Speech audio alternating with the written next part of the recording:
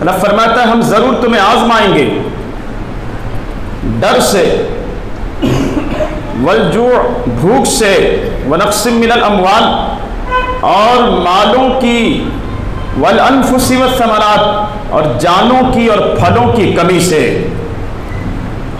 کئی ساری باتوں کا تذکرہ ہے اس آیت پاک میں۔ رب فرما رہا ہے کہ ہم تمہیں آزمائیں گے بھوک سے، مالوں کی کمی سے، جانوں سے اور پھلوں کی کمی سے۔ اور جو لوگ پھر ان آزمائشوں میں کامیاب ہو جائیں گے، اللہ فرماتا ہے وبشر الصابرین، بشارت خوشخبری سنا صبر والوں کو۔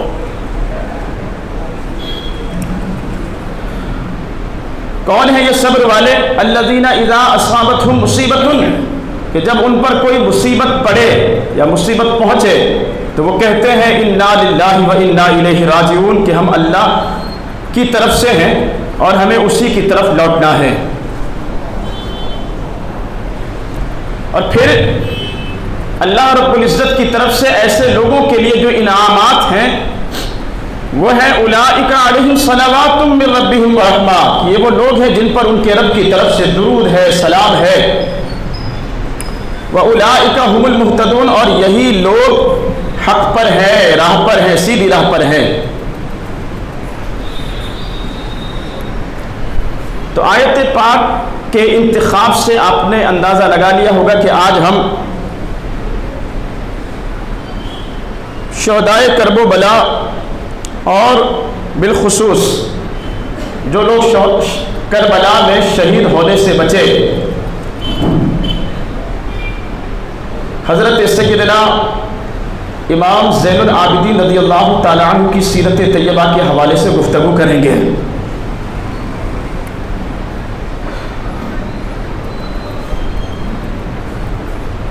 یہ ساری جو آیتیں ہیں کہ جو لوگ اللہ کی راہ میں شہید ہو جائے انہیں مردہ مت کہو بلکہ وہ زندہ ہیں، ولیکن لا تشعرون، اور تمہیں ان کی زندگی کا شعور نہیں۔ پھر آگے اللہ رب العزت کا ارشاد ہے کہ ہم تمہیں آزمائیں گے بھوک سے، خوف سے، مالوں سے، پھلوں کی کمی سے۔ وبشر الصابرین، اور بشارت ہے صبر والوں کے لیے، خوشخبری ہے صبر والوں کے لیے۔ اور یہ صبر والے کون ہیں؟ الذین اذا اصابتہم مصیبۃ، کہ جب ان پر کوئی مصیبت پہنچے تو قالوا انا للہ، وہ کہتے ہیں ہم اللہ کے بندے ہیں، اللہ کے مال ہیں، اس کی ملکیت ہیں، وَإِنَّا إِلَيْهِ رَاجِعُونَ، اور ہمیں اسی کی طرف لوٹ کر جانا ہے۔ اور جب بندہ اللہ رب العزت کی طرف سے آنے والی آزمائشوں پر صابر و شاکر رہتے ہوئے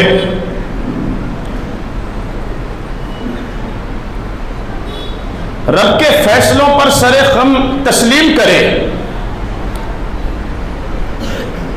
اور کہے کہ ہم اللہ کے ہیں، ہم اللہ کے بندے ہیں اور ہمیں اسی کی طرف لوٹ کر جانا ہے،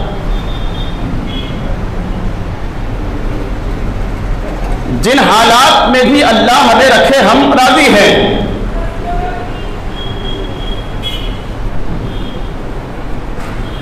اللہ رب العزت کی طرف سے آنے والی پریشانیوں، مصیبتوں، دکھوں، بیماریوں، قربانیوں پر آہو بٹا نہیں کرتے،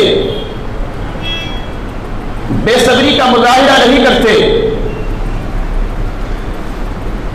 رب کی نافرمانی اور ناشکری نہیں کرتے،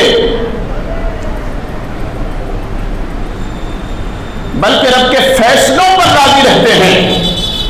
ایسے لوگوں کے لیے قرآن نے کہا وبشر الصابرین، صبر کرتے ہیں اللہ کے فیصلوں پر۔ قرآن نے کہا ایسے لوگوں کے لیے بشارت ہے، خوشخبری سناؤ ایسے لوگوں کو۔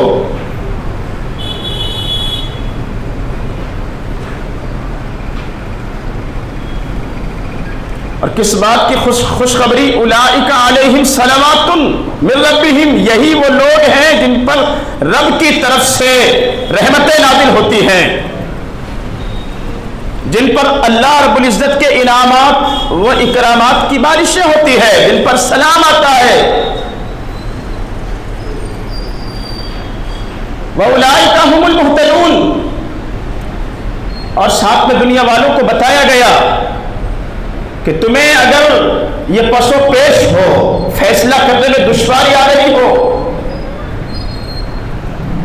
کہ کون لوگ حق پر ہیں، ہمیں کس کے راستے پر چلنا چاہیے، کن لوگوں کا راستہ صحیح ہے، سیدھا ہے، جنت تک پہنچانے اور لے جانے والا ہے،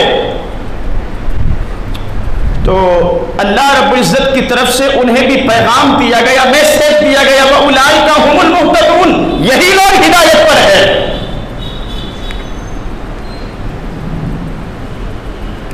اس ساری آیات کے پس منظر میں مطالعہ کریں آپ سید الشہداء امام علی مقام رضی اللہ تعالی عنہ کی سیرت طیبہ کا، پہلے ان آیتوں کو دھیان میں رکھیں اور پھر ان آیتوں سے جو باتیں نکل کر آ رہی ہے، جو اسباق ہیں ان آیتوں میں،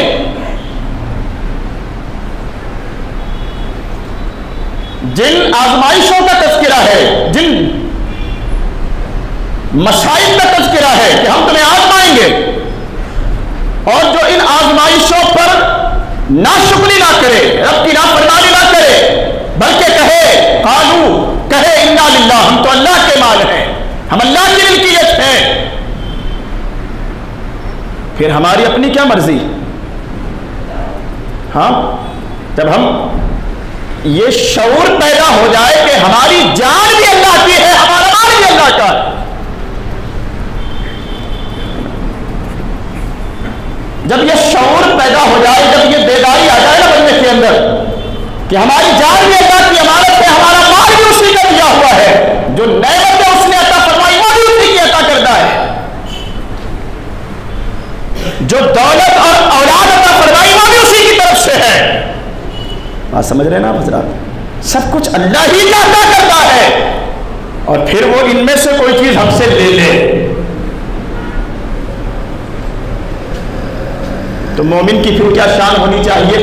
انا للہ، ہاں، ان میں سے کوئی چیز اگر وہ لے لے تو پھر مومن کی شان بزبان قرآن اور پھر قرآن کی آیتوں سے جو روشنی نکلتی ہے، جو نور ہے اس میں، اس نور کی روشنی میں امام حسین کا کردار،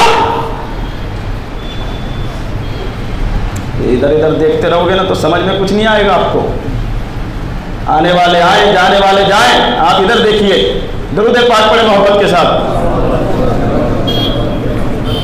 مولاي صل وسلم دائما ابدا على حبيبك خير الخلق كلهم۔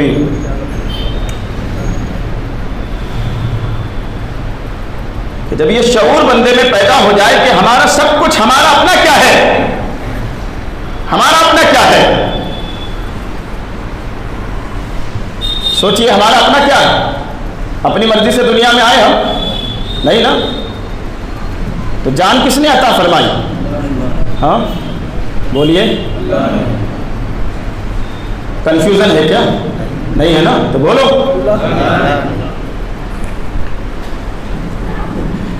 هو الذی یصورکم فی الارحام کیف یشاء، وہ پانی پر شکلیں ماں کے پیٹ میں کون بناتا ہے؟ بولو، اللہ ہی بناتا ہے۔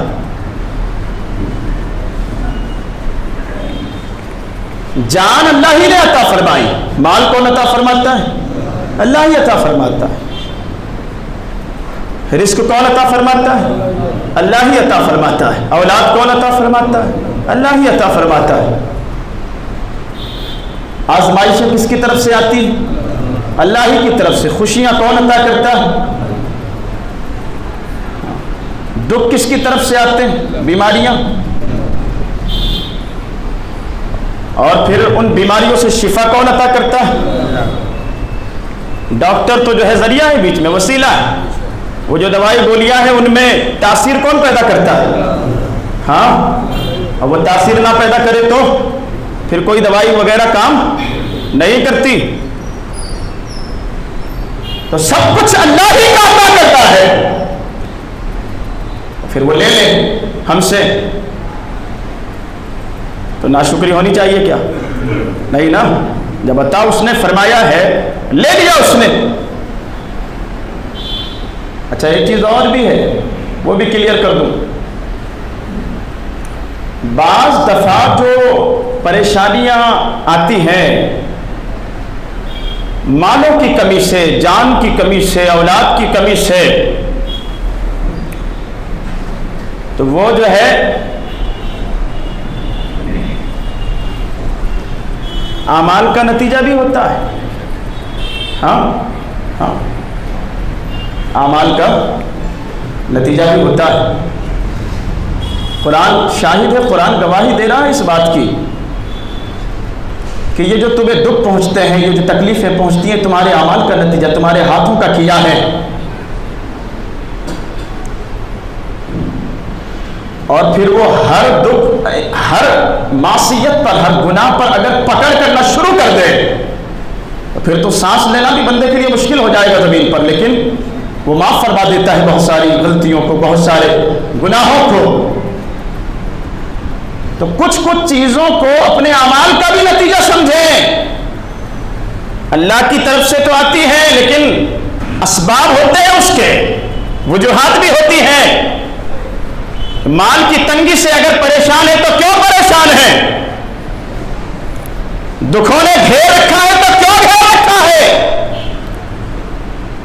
کہیں رب کی نافرمانی وجہ تو نہیں ہے؟ ہاں، اس کو بھی فراموش نہ کرے، کہیں رب کی نافرمانی وجہ تو نہیں ہے؟ کتنی ہی ساری پریشانیاں اور مصیبتیں جو ہے وہ رب کی نافرمانی کے سبب بھی آتی ہیں. اور علماء بیان کرتے ہیں، احادیث کا خلاصہ ہے، وقت کی قلت دامنگیر ہے، اور آپ کو پتہ ہے کہ الحمدللہ جب یہاں سے بات ہوتی ہے تو اس کو جو ہے کوشش ہوتی ہے کہ ایک ایک بات جو ہے پھر وہ بھیجے تک جائے. ہم بھیجنا ہی آپ کے بھیجے میں چاہتے ہیں تاکہ بھیجے میں گھسے کچھ اثر ہو. تو وہ جو بعض دفعہ جو پریشانیاں آتی ہیں نا، وہ اعمال کا بھی نتیجہ ہوتا ہے. رزق کی تنگی سے اگر پریشان ہیں، رب کی مرضی کے مطابق اگر زندگی گزار رہے ہیں، اطاعت و فرما برداری میں، اور پھر اگر دکھ آ رہے ہیں تو آزمائش سمجھو. ہاں سمجھ رہے ہیں نا؟ بات سمجھ میں آ رہی ہے نا آپ کے؟ بالکل جو ہے آپ اللہ رب العزت کی مرضی کے مطابق اس کی اطاعت و فرما برداری میں زندگی گزار رہے ہیں، گناہوں سے بچ رہے ہیں، اچھے اعمال کر رہے ہیں. پھر اگر تکلیف آئے، پھر مصیبت پہنچے تو آزمائش سمجھو. اور دیکھو، اگر اللہ تبارک و تعالیٰ کی مرضی کے مطابق نہیں جی رہے، اپنی مرضی سے جی رہے ہیں، اس کے فیصلوں پر یا اس کے احکام پر سر خم نہیں کیا ہوا ہے، اپنی مرضی کے مطابق ہم جیسے چاہے ویسے جئیں، اس رول کو فالو کرتے ہوئے ہم جیسے چاہے ویسے جئیں گے، جو ہوگا دیکھ لیں گے قبر میں جا کر. نمازیں پڑھنا ہے تو پڑھیں گے، نہیں پڑھنا ہے نہیں پڑھیں گے. زکات دینا ہے تو دیں گے، نہیں دینا ہے نہیں دیں گے. روزے رکھنا ہے تو رکھیں گے، نہیں رکھیں گے. اعمال صالحہ کرنا ہے تو کریں گے، نہیں کرنا ہے تو نہیں کریں گے. ہم اپنی مرضی کے مالک ہیں، جو ہوگا دیکھ لیں گے، ہے نا. اگر اس طرح کا مائنڈ سیٹ بنا لیا ہے اور اس مائنڈ سیٹ کے ساتھ اگر جی رہے ہیں، اور پھر اگر دکھ آ رہے ہیں، پھر اگر گھیراؤ ہو رہا ہے، پھر ناکابندی ہو رہی ہے، پھر جو ہے دھمکایا جا رہا ہے، اور پھر کہا جا رہا ہے کہ بھیج دیں گے یہاں سے باہر، اور پھر کہا جا رہا ہے کہ کاٹ کے رکھ دیں گے، پھر کہا جا رہا ہے کہ دیش میں رہنا ہوگا تو ایسا ایسا کہنا ہوگا، ہاں، اور پھر جو ہے اپنی شرطوں کے مطابق آپ کو جینے پر مجبور کیا جا رہا ہے. ہماری سنو گے تو بھارت میں رہو گے.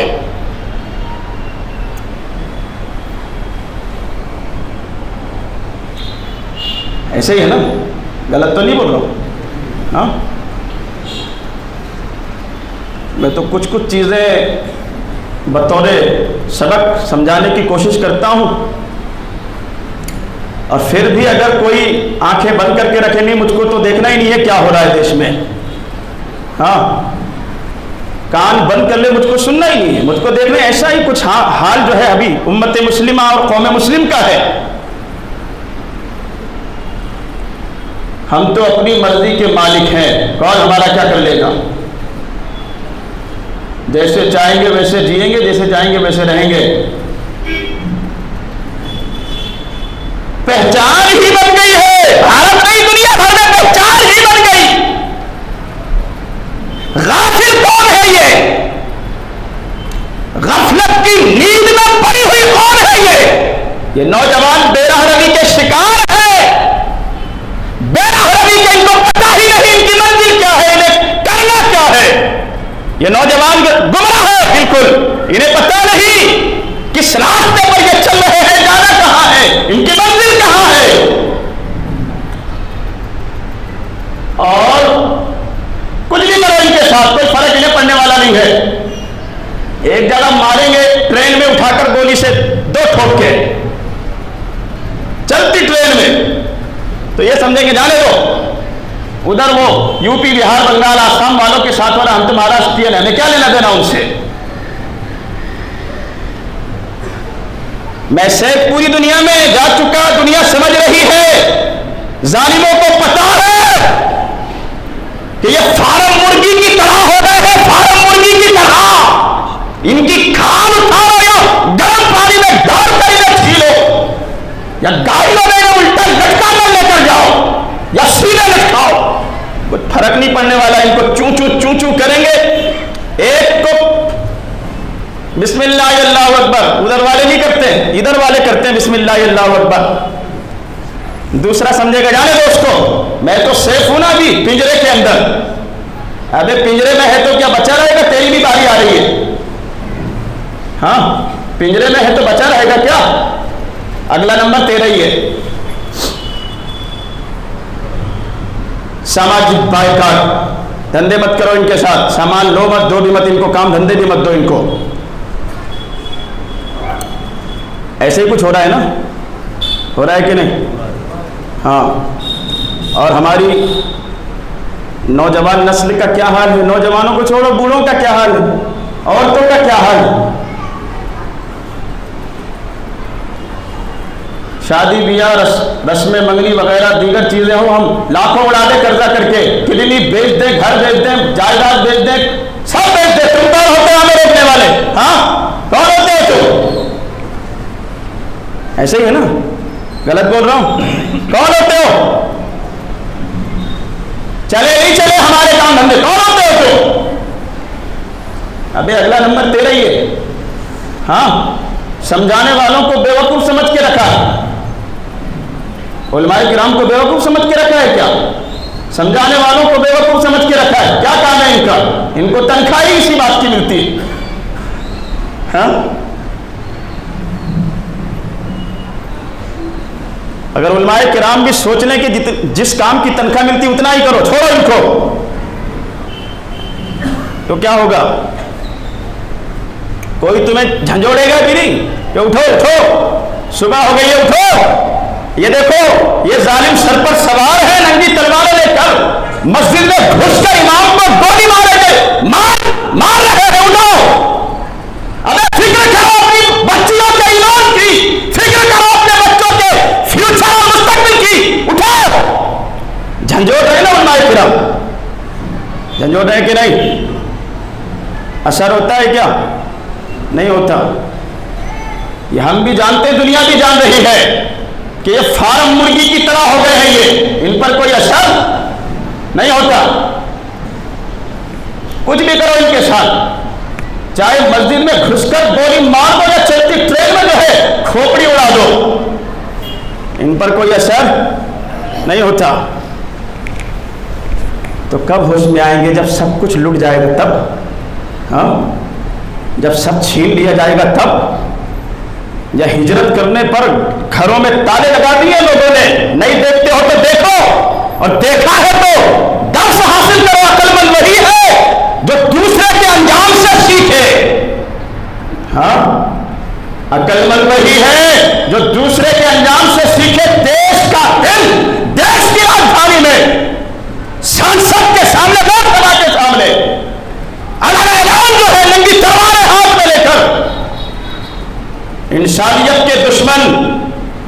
ہاں بول رہے ہیں رہنے نہیں دیں گے اس دیش میں. تو کیوں ہو رہا ہے یہ سب؟ کبھی غور کرتے ہیں کیوں ہو رہا ہے یہ سب؟ ایسا لگتا ہے امت مسلمان نے غور کرنا ہی چھوڑ دیا ہے، اور بالخصوص نوجوانوں نے سوچنا ہی چھوڑ دیا اس حوالے سے کہ کچھ سوچے اس بارے میں، سوچنا ہی چھوڑ دیا. یا ایسا لگتا ہے عقل کو زنگ لگ چکی ہے، جیسے لوہے کو زنگ لگتا ہے نا، ایسے عقل کو زنگ لگ چکی ہے. دکھ رہا ہے سب، آگ جلائی جا رہی ہے جلانے کے لیے، لیکن دماغ کام کرنا بند کر چکا ہے. زندگی کا ایک ہی مقصد رہ گیا ہے،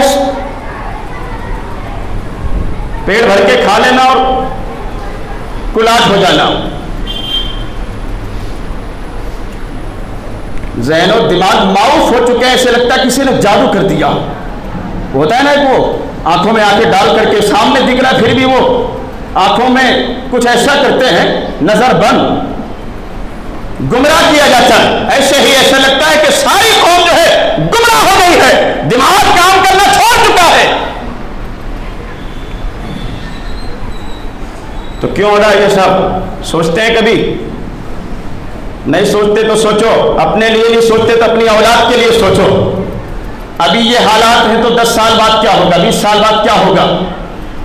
آپ کے جو بچے ہیں ان کے فیوچر کا کیا ہوگا، ان کے مستقبل کا کیا ہوگا؟ آنے والا وقت کیسا رہے گا ان کے لیے؟ کیا علاج ہے ان ساری بیماریوں اور پریشانیوں اور مصیبتوں کا؟ یہ ظالم کیوں مسلط ہے؟ کیا مسلط ہے ظالم؟ تو میں نے کہا تھا نا، بھولے تو نہیں آپ، یہ کبھی کبھی یہ جو ہوتا ہے نا، ایسا نہیں کہ اللہ کی طرف سے آزمائش، کبھی کبھی اعمال کا بھی نتیجہ ہوتا ہے. یہ بدعمالیوں کی وجہ سے مسلط کر دیا گیا ظالموں کو، بدعمالیوں کی طرف سے مسلط کر دیا گیا ظالموں کو. سیف نہیں ہے آپ کی جان و مال، کہیں بھی ٹھوک سکتے، کہیں بھی آپ کے ساتھ جو ہے کچھ بھی ہو سکتا ہے. محفوظ نہیں ہے آپ، سیکیور نہیں ہے آپ. خدا نہ خواستہ اچھے بھلے گھر سے نکلے آپ، راستے میں انسانیت کے دشمنوں نے روکا گاڑی کو، ٹھوک دیا آپ کو. سیکیور نہیں ہے، محفوظ نہیں ہے، کوئی قیمت نہیں ہے آپ کی جان کی. کتے بلیوں کو مارنے پر جو ہے وہ کچھ سنستھائیں بنی ہے دنیا بھر میں، وہ آواز اٹھاتے ہیں. یہ غلط ہو رہا ہے یہ، لیکن انسان کو مارا جا رہا، کوئی آواز اٹھانے والا نہیں. آپ کہتے ہو کہ مسلمان ہونا جرم ہے، میں کہتا ہوں مسلمان ہونا جرم نہیں ہے، رب کا باغی ہونا جرم ہے. ہاں، مسلمان ہونا جرم نہیں ہے، ایمان والا ہونا مجرم ہونا نہیں ہے، رب کا باغی ہونا مجرم ہے. جب بھاگو گے اس کی بارگاہ سے تو ایسے ہی پھر وہ مسلط کرے گا ظالموں کو، اور پھر پناہ کا کوئی راستہ نہیں ملے گا. دہشت میں جی رہے ہیں لوگ، تالے لگا دیے گھروں پر، بھاگ رہے ہیں. بھاگو، کہاں تک بھاگو گے؟ اگر تمہاری منزل اللہ کا گھر نہیں ہے، تمہاری منزل اللہ کی رضا نہیں ہے تو بھاگتے رہو گے، کوئی پناہ دینے والا بھی نہیں ملے گا. سمجھ رہے بات؟ ہاں، اگر تمہاری منزل اللہ کی رضا نہیں، اللہ کا ڈر اور خوف اگر سینے میں نہیں تو بھاگتے رہو، بھاگتے رہو، بھاگتے رہو. کہیں بھی جو ہے محفوظ رہنے والے نہیں ہیں. پھر کیا کریں ایسے میں؟ ایسے میں وہی کرو جو رب کا قرآن ہمیں سکھاتا ہے. فرمایا وَلَنَبْلُوَنَّكُمْ بِشَيْءٍ مِّنَ الْخَوْفِ، ہم آزمائیں گے تمہیں خوف سے، والجوع اور بھوک سے، وَنَقْصٍ مِّنَ الْأَمْوَالِ مال میں نقصان سے، والأنفس جان کے خطرے سے، والثمرات پھلوں کی کمی سے، وبشر الصابرین، اور پھر بشارت ہے، خوشخبری ہے صابرین کے لیے جو اللہ کے فیصلوں پر صابر و شاکر رہیں. یہ ان کے لیے بشارت ہے. کب؟ جبکہ آپ مکمل طور پر اللہ کی مرضی کے مطابق زندگی گزار رہے ہیں. پھر اگر دکھ اور تکلیف آتے ہیں تو یہ سمجھو کہ من جانب اللہ ہے، اللہ کی طرف سے ہے. اور ایسے میں مومن کا کردار وہی ہونا چاہیے جو کربلا سے امام حسین نے دیا. ایسے میں مومن کا کردار وہی ہونا چاہیے جو کربلا سے ہمیں ملتا ہے. انا للہ، علی اکبر شہید ہوتے ہیں اللہ کی مرضی، علی اصغر ہوتے ہیں اللہ کی مرضی ہے، وَإِنَّا إِلَيْهِ رَاجِعُونَ. امام پاک فرماتے ہیں ہم میں سے ہر ایک کو رب کی طرف ہی لوٹ کر جانا ہے. اور پھر ایسا ہی معاملہ مومن کا ہو تو مر کر بھی بندہ نہیں مرتا ہے نا، مر کر بھی نہیں مرتا. ظالم سمجھتے ہیں ہم نے مار کے ختم کر دیا ہے، لیکن یہ بھول جاتے ہیں کہ تم نے صرف جو ہے نا ٹہنیاں کاٹی ہے، پیڑ ابھی باقی ہے. ظالم سمجھتے ہیں ہم نے ختم کر دیا، لیکن انہیں بچاؤ، جڑ باقی ہے ابھی اندر، پیڑ باقی ہے. تم نے ٹہنیاں صرف کاٹی ہے، اور ٹہنیاں کاٹنے سے جو جڑ ہے ختم نہیں ہوتی، بنیاد ختم نہیں ہوتی ہے. خاندان رسالت کے پھولوں کو تمہیں شہید کیا تھا، جڑ باقی رکھی تھی اللہ نے، جڑ باقی رکھی تھی اللہ نے، بنیاد باقی رکھی اللہ نے. ایک زین العابدین بچے تھے، امام زین العابدین رضی اللہ تعالیٰ عنہ. انسانیت کے اتہاس میں سب سے زیادہ رونے والوں میں ایک امام زین العابدین. ایک حضرت آدم جنت سے اتارا اللہ نے زمین پر بھیجا، 300 سال روتے رہے، منع کیا تھا لا تقربا هذه الشجرہ فتکون من الظالمین، یہ پودا ہے نا مت کھانا، اس کو کھا لیا. جب کھایا تو بھیج دیے گئے زمین پر آدم، اور نہیں بھیجے جاتے تو ہم سب کہاں سے آتے؟ ہاں بھیج دیا زمین پر، لیکن جب بھیج دیا تو 300 سال روتے ہی رہے. ایسے روئے کہ نہریں بہنے لگی آپ کے آنسوؤں سے. سب سے زیادہ دنیا میں رونے والے ایک حضرت یعقوب علیہ السلام، یوسف علیہ السلام کو بھائیوں نے ڈال دیا کنویں میں، روتے رہے برسوں تک، روتے رہے، اتنے روئے کہ نابینا ہو گئے رو کر.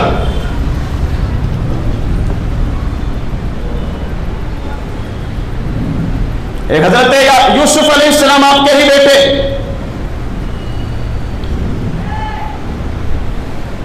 ایک حضرت امام زین العابدین رضی اللہ تعالی عنہ. یہ شہسوار جنت،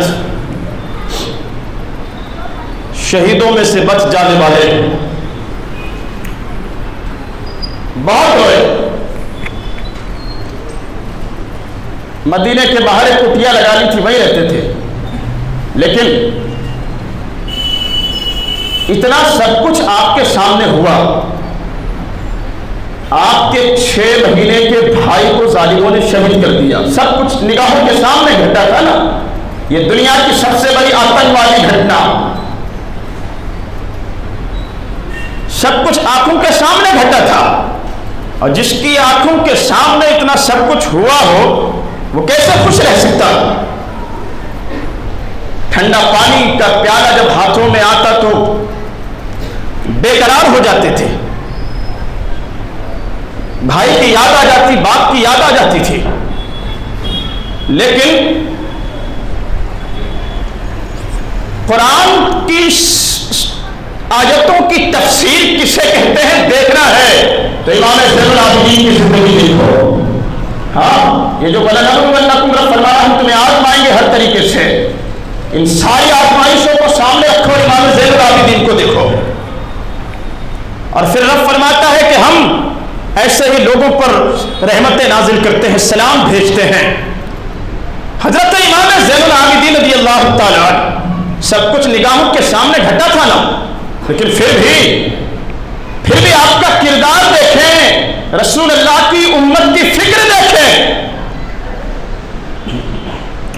آپ کا کردار 24 گھنٹوں میں 1000 رکعتیں نماز ادا کرتے تھے.